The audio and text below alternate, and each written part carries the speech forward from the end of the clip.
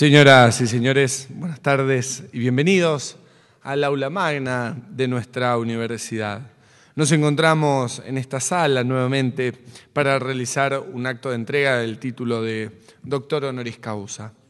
Preside esta ceremonia el señor rector, el doctor Guillermo Crapiste. También lo acompaña la señora vicedirectora del Departamento de Humanidades, licenciada Adriana Eberle, por la madrina del homenajeado de esta tarde, del doctor Pablo González Casanova, la licenciada Adriana Rodríguez y, por supuesto, a quien hoy distinguiremos. También nos acompañan otras autoridades, especialmente del Departamento de Humanidades de la Casa. Y para continuar con esta ceremonia vamos a invitar a hacer unas palabras de apertura a la señora vicedirectora del Departamento de Humanidades, la licenciada Adriana Eberle. Buenas tardes a todos, señor rector, compañeros todos, don Pablo. En nombre del Departamento de Humanidades de la Universidad Nacional del Sur, quiero en principio agradecerle la deferencia y generosidad de su visita a esta casa, situada aquí en el sur de nuestra América, continente diverso y plural que se nos presenta casi siempre como un desafío, un acertijo, una aventura. Hoy nos hemos reunido para reconocer a don Pablo González Casanova, de quien se ha dicho que es intelectual, sociólogo, crítico, universitario, analista político. Sin embargo, conociendo un poco su historia personal, me atrevo a decir que lo que caracteriza toda su vida cotidiana y académica es el ser humano con mayúsculas. En esa tarea de ser humano nos ha demostrado que es posible nadar contracorriente si es necesario, desdeñar lo políticamente correcto y expresar con toda claridad el contradictorio y cambiante sentir de nuestra época. También nos ha demostrado que su pensamiento busca responder a las demandas de explicación de una etapa compleja en la que es necesario ofrecer instrumentos para que las clases dominadas comprendan los retos a que se enfrentan. También nos deja en claro que su obra se convierte así en un estímulo y esperanza de que es posible transformar la realidad y alcanzar una praxis liberadora. Todo su ser y hacer entonces juega un papel trascendente en el presente de nuestra América. Su visión del mundo y de los sujetos no solo son de gran actualidad, sino pertinentes y dignos de ser puestos en práctica. Se lo define entonces como un pensador y un científico social que muestra preocupación por los problemas de la sociedad y del mundo a partir de valores paradigmáticos como la justicia social, la solidaridad, la lucha contra las desigualdades, la oposición a las variadas formas de colonialismo y opresión, la emancipación de las mujeres, el rechazo al racismo y toda forma de xenofobia y la denuncia de la arbitrariedad. Su aporte es permanente en favor de un compromiso serio y concreto por mejorar la sociedad. Que su presencia entre nosotros nos anime y fortalezca en esta responsabilidad de universitarios y miembros activos de una sociedad por momentos agobiada por los conflictos, debates e inquietudes de este tiempo que nos exigen una respuesta y una toma de posición. No somos ni podemos ser indiferentes a cuanto acontece a nuestro alrededor. No somos entes que nos movemos sin rumbo y sin destino, manejados por manos invisibles. Me resisto a pensar que nos hemos vuelto solamente consumidores de todo lo que nos rodea y nos ofrecen.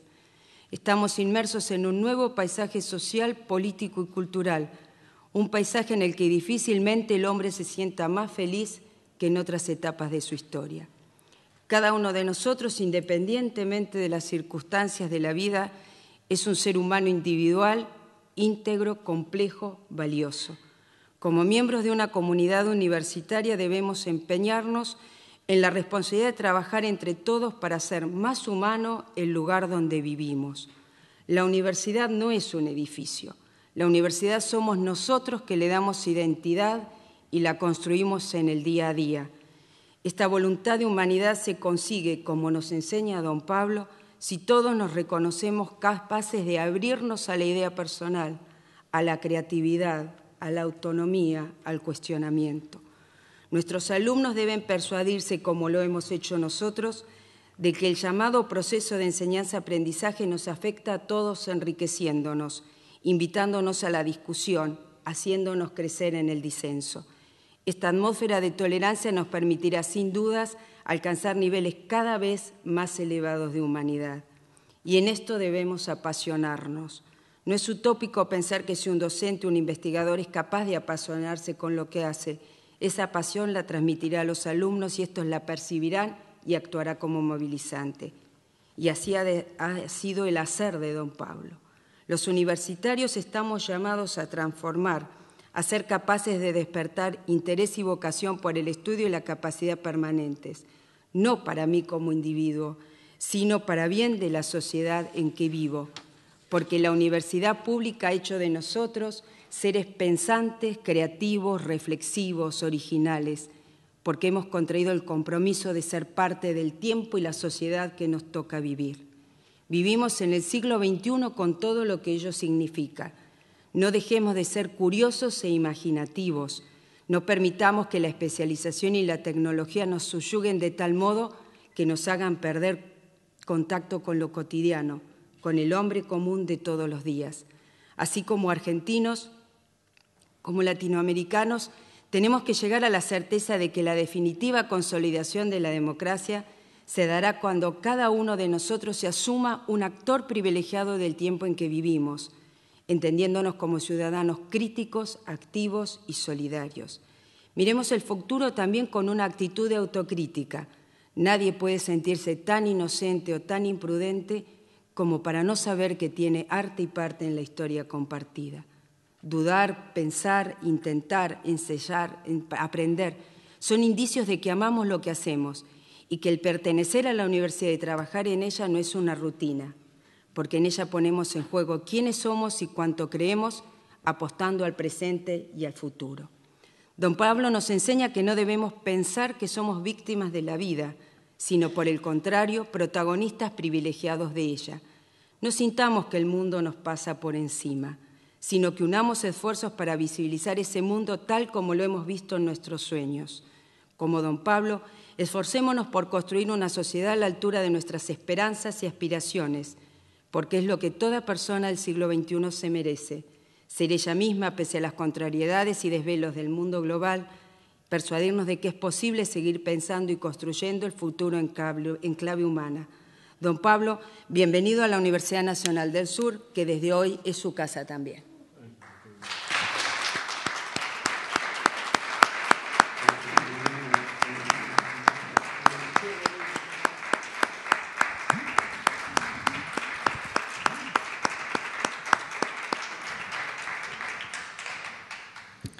Como habitualmente comentamos en estos actos, esta ceremonia tiene sus orígenes en las universidades medievales, cuando los aspirantes a algún título eran presentados por un padrino al resto de la universidad. El padrino tenía a su cargo el elogio o la laudatio, que era la forma en la que ponía a consideración de sus pares si el candidato era digno de pertenecer a la universidad o no. Recreando este símbolo, se ha mantenido la figura del padrino en los actos de doctorados honoris causa y para ello hemos invitado a la licenciada Adriana Rodríguez, quien hará referencia a la trayectoria del homenajeado de esta tarde. Bueno, muy buenas tardes, gracias por vuestra presencia y como la resolución creo que es muy completa en todo lo que es el currículum y la trayectoria de núcleo rígido, de núcleo científico en don Pablo. Me voy a referir un poco a esta propuesta. Todo acto está cargado de un proceso de acumulación de otros actos que han posibilitado el presente. Entonces, todo acto atraviesa un itinerario que conjuga las voluntades como síntesis de una voluntad. Esa voluntad de estar aquí homenajeando a Pablo González Casanova en esta universidad desde nuestro propio sur, nuestro sur, con todo lo que esta palabra conlleva y con todo lo que significa la Universidad Nacional del Sur en la externalización del sur. Entonces, discutir dentro del proyecto la propuesta de la presentación, un proyecto que hoy conforma un centro de investigación, luego la rápida acción del Consejo Departamental y aún más ágil del Consejo Superior Universitario y de autoridades departamentales y autoridades de rectorado y de Consejo Superior, insisto. Hay que destacar la permeabilidad institucional y rescatar el trabajo de los muchos que se involucran en las corridas que significan las resoluciones, las firmas, las correcciones. Estamos trabajando o hemos trabajado por primera vez con el reglamento nuevo del honoris causa, que nos permitió incluir la parte más rica de Pablo, que es su aporte a la humanidad. Un comité formado por Mabel Cernadas, Atilio Borón y Fernando Barba, que se expidieron rápidamente sumándose al periplo. La primera aproximación a don Pablo la hice sobre la década de los 80, ya del siglo pasado, casi a finales de la dictadura en la materia Historia Americana Contemporánea, hoy Historia de América III, a través de unas fotocopias casi como raídas que circulaban como lo hacían los libros de otro gran maestro, Alberto Pla. Ambos estaban prohibidos. Me gustó el impecable acople que hace entre la teoría y el contexto, o entre la teoría y sus objetos de estudio. Escribía diferente, aún en los clásicos manuales el análisis era distinto. Luego más lecturas sobre los estudios de nuestra América y sus problemáticas y sus hitos e incursionar en la sociología. Y nada se nos escapa del cotidiano, y para los que trabajamos en la universidad ese cotidiano se mezcla de manera muy hegemónica en todas nuestras tareas.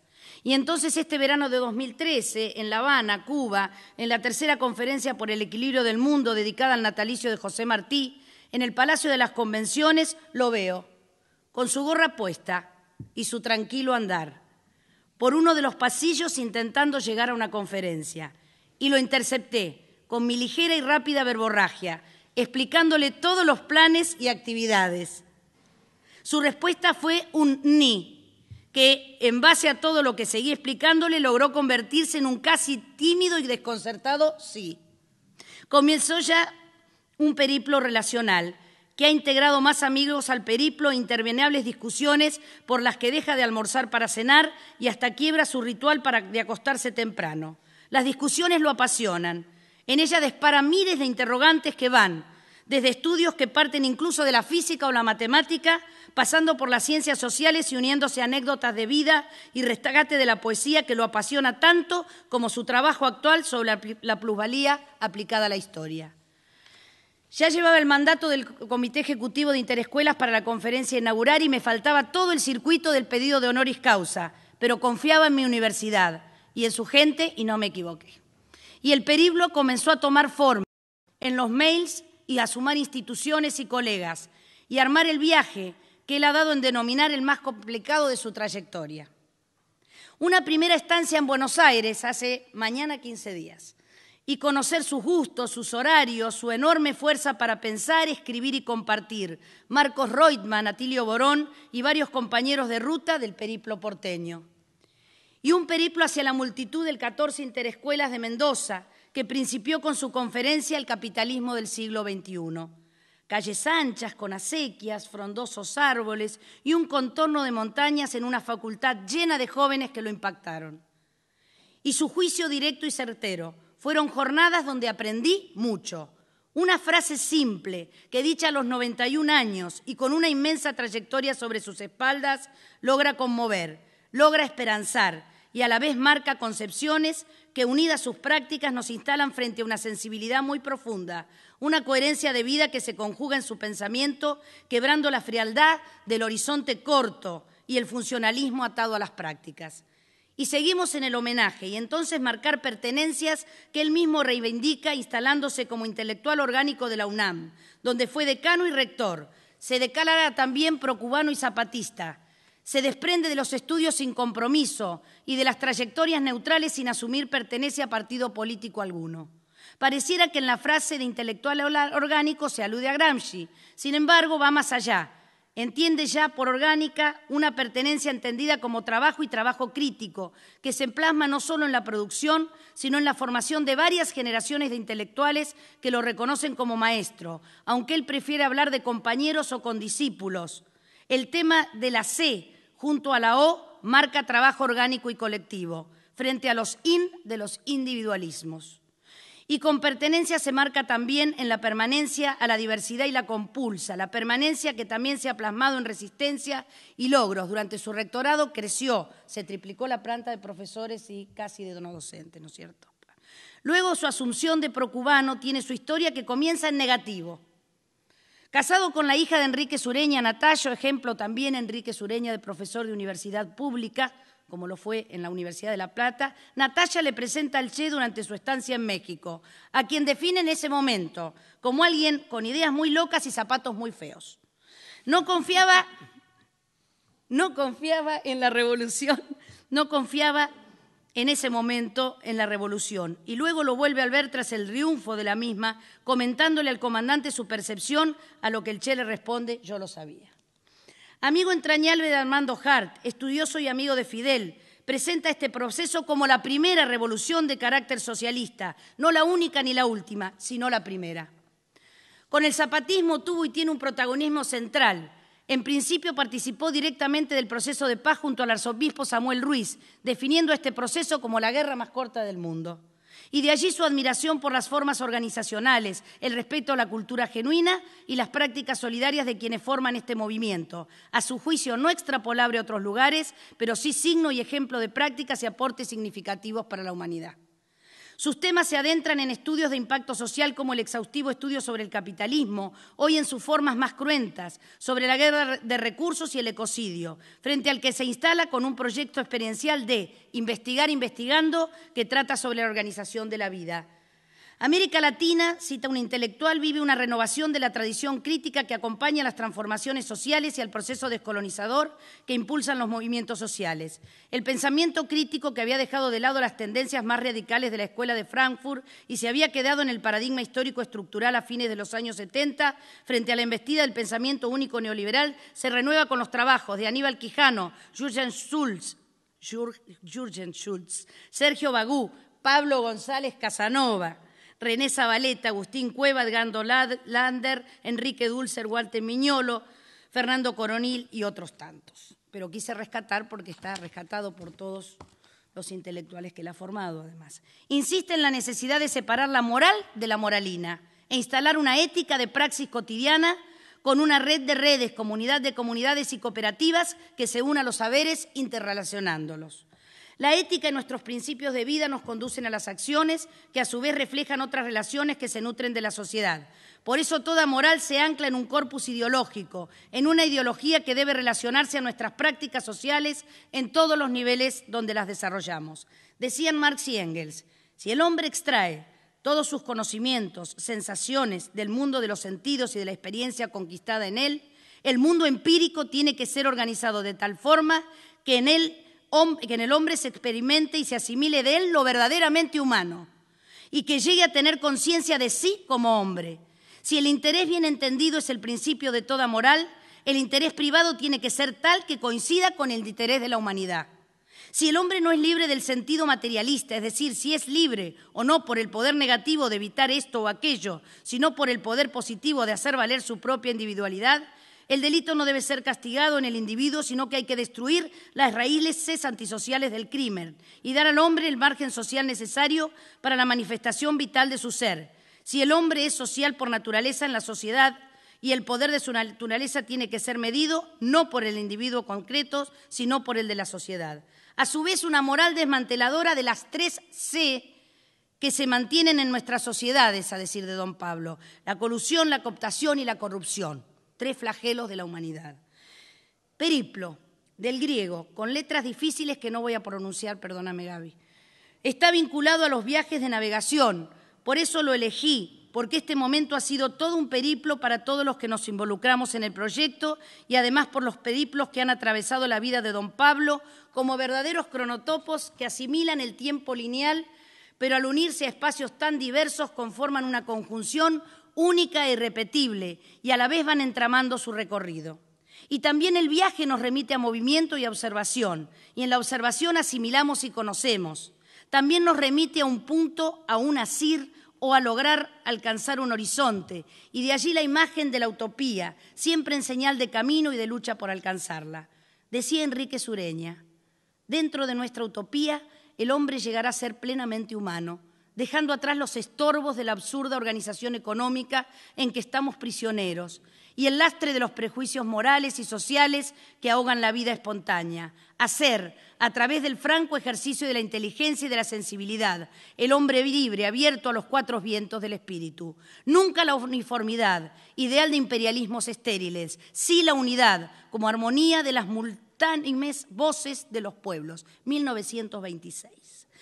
Se adentrará en la sociedad del conocimiento y como contrapartida la del desconocimiento en el tema de su conferencia, planteando una problemática que atañe al ámbito. Le voy a dedicar un poema, y no le voy a decir el autor, a modo lúdico, como lo ha hecho todos estos días con nosotros en las charlas, y entre la poesía lírica, que sé que le gusta, y la poesía social, me quedé con la segunda. Dirán exactamente de Fidel, gran conductor, el que encendió la historia, etcétera. Pero el pueblo lo llama el caballo, y es cierto. Fidel montó sobre Fidel un día, se lanzó de cabeza contra el dolor, contra la muerte, pero más todavía contra el polvo del alma. La historia hablará de sus hechos gloriosos, prefiero recordarlo en el rincón del día, en que miró a su tierra y dijo, soy la tierra, en que miró a su pueblo y dijo, soy el pueblo, y abolió sus dolores, sus sombras, sus olvidos, y solo contra el mundo levantó en una estaca su propio corazón, el único que tuvo. Lo desplegó en el aire como una gran bandera, como un fuego encendido contra la noche oscura, como un golpe de amor en la cara del miedo, como un hombre que entra temblando en el amor. Alzó su corazón, lo agitaba en el aire, lo daba de comer, de beber, de encender. Fidel es un país. Yo lo vi con oleajes de rostros en su rostro. La historia arreglará sus cuentas, allá ella. Pero lo vi cuando subía gente por sus hubiéramos. Buenas noches, historia, agranda tus portones. Entramos con Fidel, con el caballo. Muchas gracias.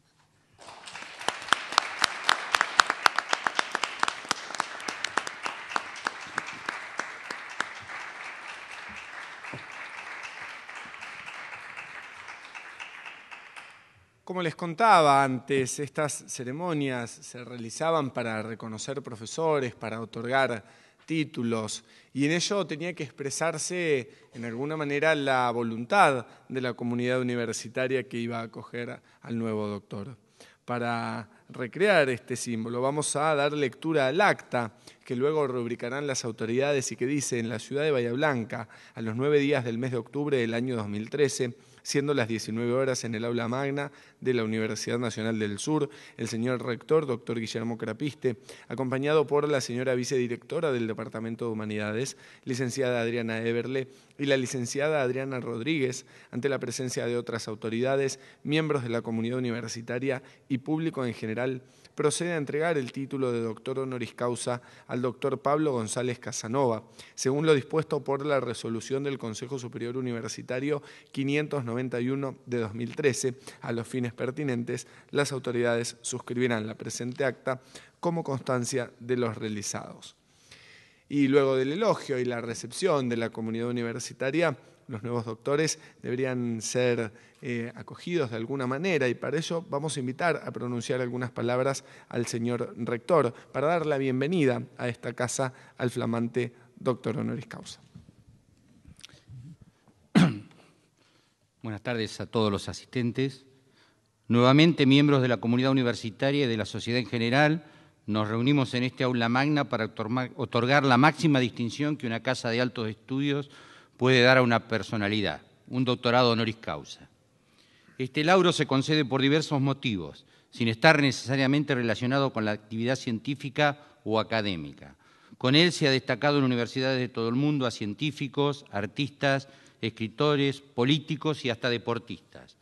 Aún así, consideramos que un doctorado honoris causa otorgado por cuestiones relativas a la actividad intelectual es, sin desmerecer por supuesto al resto, uno de los más justificados y en el caso de nuestra universidad también uno de los más exigentes en cuanto a su tratamiento. Hoy, como señalara el presentador, nos convoca una tradición centenaria en la vida universitaria. Sin embargo, y a pesar de tener su raíz en las casas de altos estudios europeas, las universidades argentinas no están apegadas a pomposos procedimientos protocolares, ni sus integrantes ostentan atuendos especiales o atributos de poder. Por el contrario, en nuestros ámbitos cada uno reconocido por lo que dice y lo que hace, en lugar de por lo que porta u ostenta. Doctor González Casanova, hoy la universidad lo reconoce por su trayectoria intelectual, pero sobre todo porque fue dedicada al estudio y análisis de América Latina, de sus procesos históricos, contemporáneos y de temas que aún significan cuentas pendientes para nuestros jóvenes e imperfectas democracias, como el Estado, la cultura política, los movimientos populares, sus luchas y resistencias, la universidad pública, el conocimiento al servicio de la emancipación, entre otros. Siempre destacamos en estas ocasiones que al realizar un acto de este tipo, la universidad muestra a la sociedad a quienes reconoce como modelos de comportamiento. Pero estos actos también nos sirven para que reflexionemos como universidad sobre nuestro compromiso con la sociedad. Nuestra universidad es pública, heredera y sostenedora de los principios republicanos que alumbraron a nuestro Estado. Nació de una comunidad política organizada, de un Estado que debe pertenecer y buscar el bienestar del pueblo. Por eso, la misión fundamental de una universidad no es formar a hombres y mujeres para que sean mejores profesionales, sino que formar mejores hombres y mujeres capacitados para el ejercicio de una profesión. Si no es así, caemos en la rutinaria tarea de educar para llenar huecos de conocimiento, más que para desempeñar la libertad creadora y crítica desde la práctica profesional, pero sobre todo desde la práctica social y humana. La necesidad de mirarnos continuamente para combatir esa amenaza debe ser parte de la conciencia moral de la universidad. Es lo que ella debe hacer por encima de todo, sin condiciones. En un mundo donde la dominación política, económica y también cultural hacen desaparecer pueblos, culturas, ideas y posibilidades, no podemos renunciar a ese mandato de repensarnos continuamente. Nos complace reconocer que hoy mostramos como ejemplo a nuestros estudiantes y a la sociedad toda a un luchador por la paz y el respeto entre los pueblos, por la solidaridad internacional, por su trabajo con los jóvenes y diversos movimientos sociales, por su compromiso con la democracia, por sus acciones en defensa de la naturaleza, el ecosistema, la erradicación del hambre y la guerra y la desnaturalización de la pobreza. El abogado, filósofo y escritor José de Vasconcelos decía en 1920, al asumir su cargo de rector de la Universidad Nacional Autónoma de México, palabras que hoy hago mías: yo no sirvo para conceder borlas de doctor, ni para cuidar monumentos o visar títulos académicos. Y sin embargo yo quise venir a ocupar este puesto porque tiene delante de sí una obra vasta y patriótica, en la que es deber ineludible colaborar. La pobreza y la ignorancia son nuestros peores enemigos, y a nosotros nos toca luchar contra ellos. Yo no vengo a buscar refugio para meditar en el ambiente tranquilo de las aulas, sino a invitarlos a que salgan conmigo a la lucha, a compartir las responsabilidades y los esfuerzos. Hoy, doctor González Casanova, nos volvemos hermanos en la lucha contra la pobreza y la ignorancia, porque desde hoy la Universidad Nacional del Sur nos cobija a ambos. Nuestro alma mater tiene apenas o menos de 60 años, mientras que la suya tiene más de 450. Pero compartimos una misma lengua, una posición en el mundo, una misma aspiración de paz y unidad en nuestra América, el sueño de una mejor calidad de vida para nuestros hermanos más postergados del continente.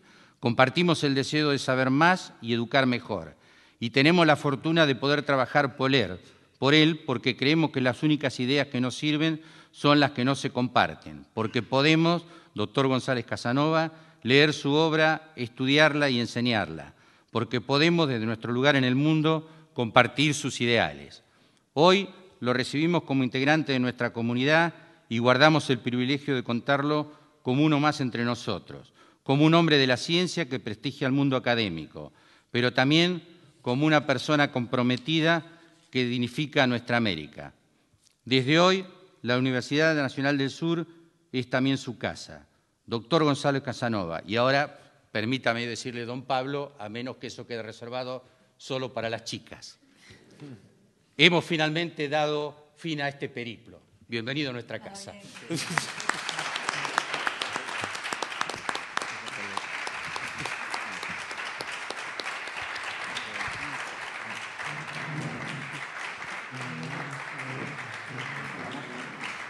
Bueno, en consecuencia, Un gusto tener acá. Muchas gracias.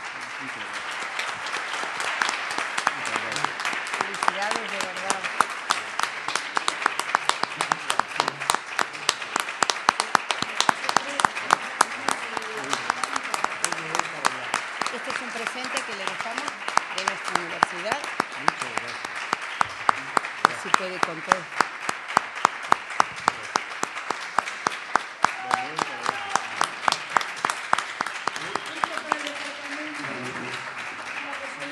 Y la resolución del Consejo Superior.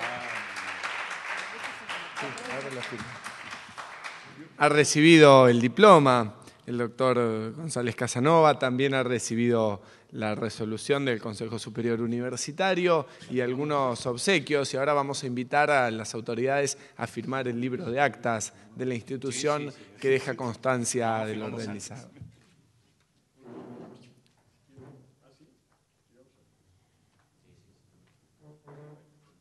Quería condicionar la firma a la calidad de la conferencia. Descontamos que va a ser brillante, así que firmamos con anticipación. Y mientras firman las autoridades el libro de actas, libro que después van a poder firmar todos los asistentes, como habitualmente lo hacemos en estas ceremonias, vamos a invitarlas a ellas a ubicarse en la platea para escuchar la conferencia, lo que antiguamente se conocía como la Lectio Doctorandis, la charla que nos dará hoy el doctor Pablo González Casanova sobre la sociedad del conocimiento y el desconocimiento. Rubricado ya, queda reconocido el doctor González Casanova como el 30º doctor honoris causa de la Universidad Nacional del Sur. Desde donde usted quiera. Uno de los temas que estoy trabajando sobre el mundo actual y sus alternativas era el que debía traer aquí, el que se relaciona con los fenómenos del conocimiento y también del desconocimiento que han adquirido un primer lugar en la actividad humana. Esto de la sociedad del conocimiento fue dicho por el Banco Mundial en 1998 y atribuyó el banco el 67% de la contribución al excedente al conocimiento, dejando el resto, el 33%, a otros factores de la producción. Esto,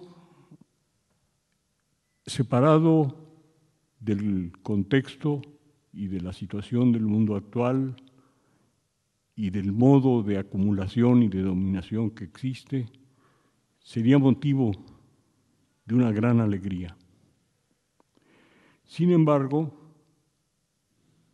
es algo que se da en medio de muy serias contradicciones que no solo afectan a los pobres de la tierra, sino también a los ricos y a los muy ricos.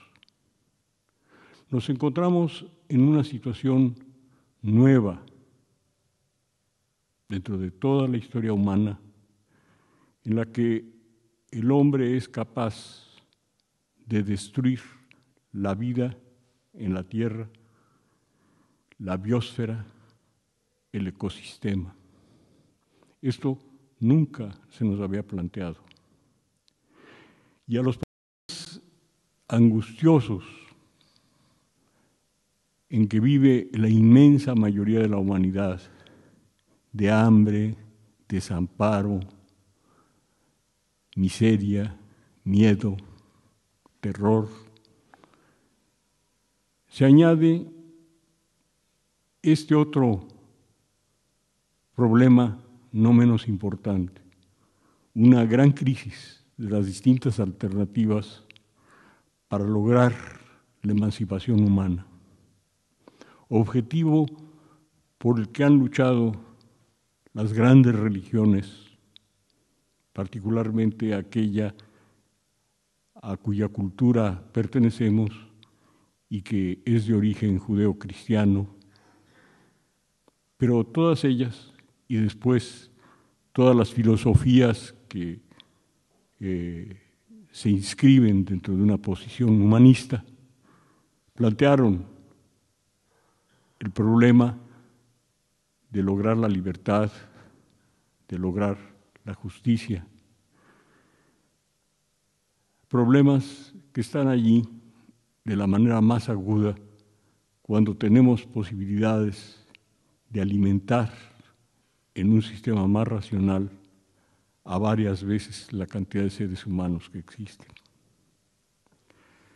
El problema de la sociedad del conocimiento, el más inmediato, es el problema del desconocimiento, pero no de aquel que un griego encontró cuando, habiendo ido a Delfos, le preguntó al oráculo de Delfos si era cierto que Sócrates era el hombre más sabio del mundo, porque estaba muy lejos en Atenas y quería saber si era el más sabio, iba a ir a verlo. Y el oráculo le dijo que sí era el más sabio. Y cuando llegó, ustedes todos lo saben, Sócrates le dijo: mira, estoy sorprendido porque lo único que sé es que no sé nada. Ese no sé nada fue maravilloso. Es decir, es poner en duda lo que uno piensa, lo que uno cree. Es parte de la cultura humana, de que Occidente se enorgullece y que existe en muchas otras regiones del mundo. Pero aquí no nos referimos a ese tipo de desconocer o pensar que no se conoce algo y cuestionar el conocimiento que uno tiene. Nos referimos al problema de varios tipos que presenta la negación de problemas muy graves que existen en el mundo, negación que corresponde a descubrimientos que Freud hizo ya en sus últimos años y que en alemán, en el término negación, a los que aplicó el término negación, que es descalificación también. Descalificamos muchos conocimientos que tenemos sobre la situación mundial y lo hacemos de una manera obsesiva y emocional. Particularmente esto ocurre en relación al problema que les planteaba de los peligros que existen sobre la destrucción de la vida en la Tierra y que no solo se dan en el caso del cambio climático o el hoyo de ozono, sino en el cúmulo inmenso de bombas nucleares que se han producido desde 1944 hasta ahora y que se han producido no por razones militares, porque con 2 o 3 bombas de esas puede desatarse una guerra terminal. Y uno se pregunta, bueno, ¿y por qué han seguido produciendo tantas y tantas y tantas bombas? Y es que cada una de esas bombas significa un gran negocio y la lógica de la maximización de utilidades priva en la sociedad contemporánea. Y es una lógica que nos está llevando a situaciones sumamente graves. En algún momento leí algo que me pareció razonable. Un autor hablaba de los psicópatas que gobiernan el mundo. Y sí, parece un fenómeno de tipo psicopático o sociopático, como le llaman también. Pero después me di cuenta que el problema es mucho más grave que el de la locura. El problema es que consideran que las ciencias más avanzadas de nuestro tiempo son las ciencias de la toma de decisiones, de la decision making. Y esto no es así. En realidad, si ustedes leen o se compenetran del conocimiento que hay sobre la toma de decisiones, encuentran que sí, muchos autores facilitan el tomar decisiones tanto para maximizar las ganancias como para minimizar las pérdidas. Pero otros hablan también de las posibilidades que se dan en los fenómenos naturales de lo que los matemáticos llaman iteración o repetición de un fenómeno que tiene determinadas consecuencias que prevé uno, pero que súbitamente provoca efectos inesperados, y se refieren estos autores a los peligros, por ejemplo, de los llamados juegos de guerra que se están realizando precisamente ahora en el Extremo Oriente y en el Medio Oriente. Primero hubo un intento de hacer una manifestación, una escenificación de una guerra en las costas de China entre Corea del Norte y Corea del Sur. Y yo no sé si ustedes vieron cómo Corea del Norte cortó el teléfono rojo en que se comunicaban los dos presidentes y declaró estado de guerra, de tal modo que provocó una reacción que no se esperaban frente a las amenazas que representaba el que estuvieran jugando a la guerra las fuerzas de Japón, Estados Unidos y Corea del Sur. Y recientemente casi nadie se dio cuenta que pasaron 20 drones por encima de Japón y que todas las fuerzas aéreas japonesas se pusieron a perseguir a los 20 drones y no lograron agarrar ninguno. Y es que la nanotecnología y el lanzamiento de objetos han adquirido un refinamiento tan grande como el uso de esos devices para lanzar bombas nucleares. Entonces no se puede jugar con la toma de decisiones sin graves peligros, y sin embargo lo están haciendo como lo están haciendo ahora en Siria. Viendo este tipo de problemas, se dice uno qué hacer y cómo luchar precisamente por un conocimiento que se nos está negando y que es suicida y que no solo afecta al 99% de la humanidad, como hablaban los jóvenes del movimiento de Wall Street, sino al 1% y al 0.001% de la humanidad. Es un problema muy difícil y que debemos enfrentar en todos los terrenos para plantearnos no solo los problemas tradicionales que el pensamiento crítico, la teoría crítica, el marxismo se han planteado con anterioridad, sino los nuevos problemas que tenemos y de los cuales nos olvidamos porque tampoco podemos estarnos acordando de ellos todo el tiempo sin que esto nos afecte seriamente. Tenemos que seguir viviendo y viviendo en un equilibrio emocional lo más grande que se pueda, pero sin ignorar la importancia que los problemas tienen.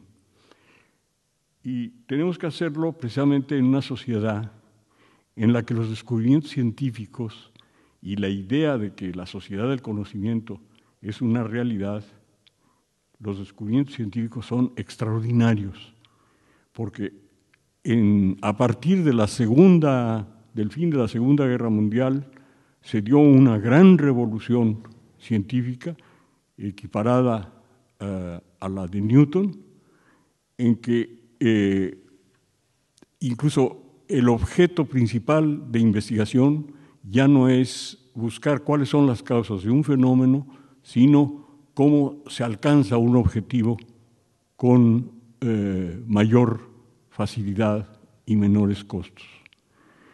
Y a partir del gran descubrimiento de la cibernética y de los sistemas autorregulados, vinieron después otros descubrimientos de sistemas complejos, autorregulados, adaptativos o adaptables y creadores.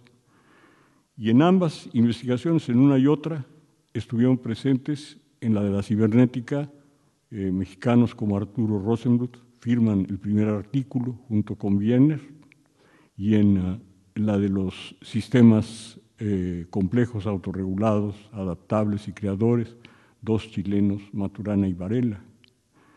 Son